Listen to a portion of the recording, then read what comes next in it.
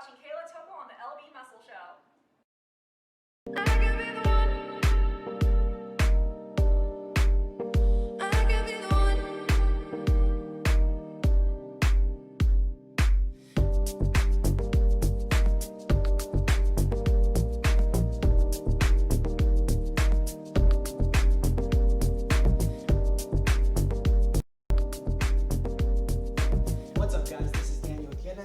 Muscle Show. I'm live on location at the 2016 IFBB Mr. Olympia. I've got an incredible guest here with me today. She's going to give us a little bit of a breakdown on her NPC competition history and her future plans for transitioning personal training for the mom-to-be.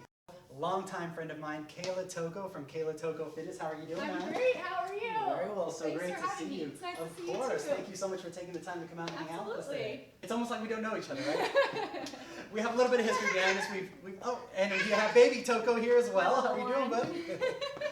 We have a little bit of history behind us. We've actually known each other since we were basically little kids. Babies, pretty much, yeah. We've known each other since elementary school. We lived next door to each other. And now you live in Las Vegas, Nevada? I do. We relocated here about 5 years ago. You and your husband, Chris, have been married for how long now? Almost 5 years. 5 years? Good yeah. for you. Congratulations. Together for 10. Absolutely. So very cool. He's been very supportive about your fitness. He loves it. Awesome. Loves having a fit wife and mom. And Oh, I bet, yeah. He's it like, doesn't hurt. I'm It's okay easy with on it. eyes. Oh, right on.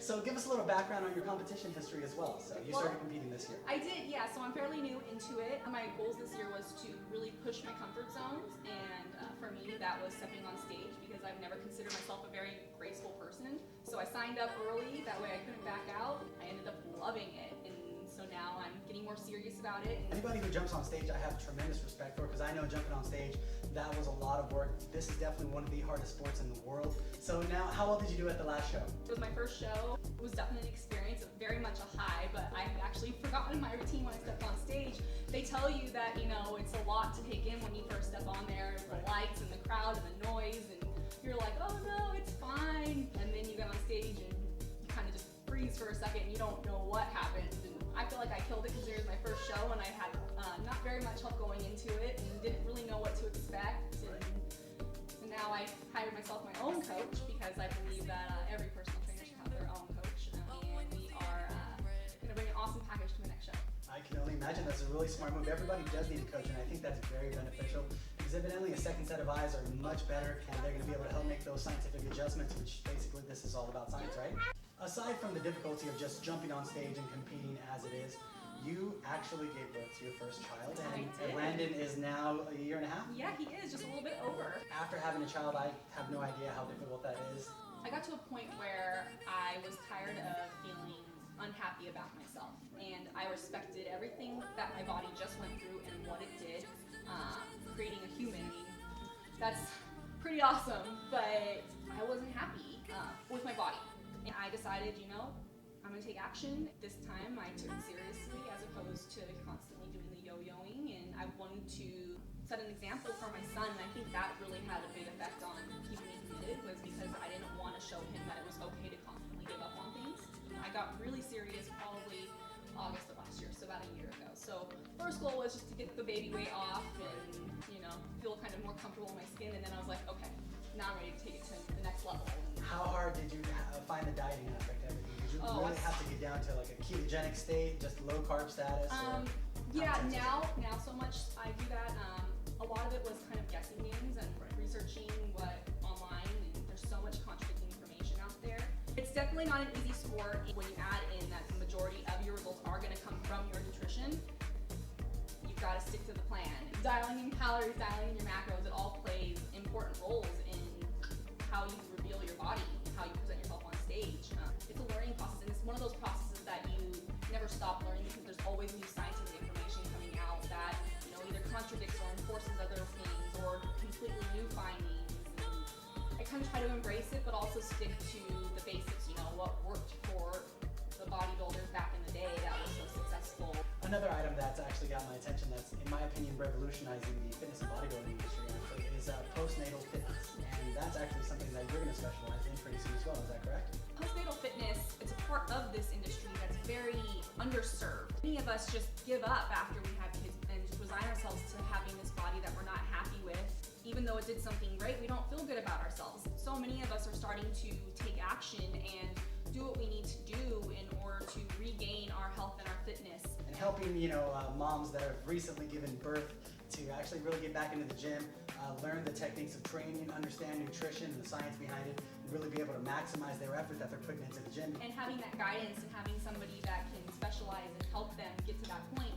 Postnatal fitness is very different because there's some different considerations you have to take into it. They're not going to be right where they were.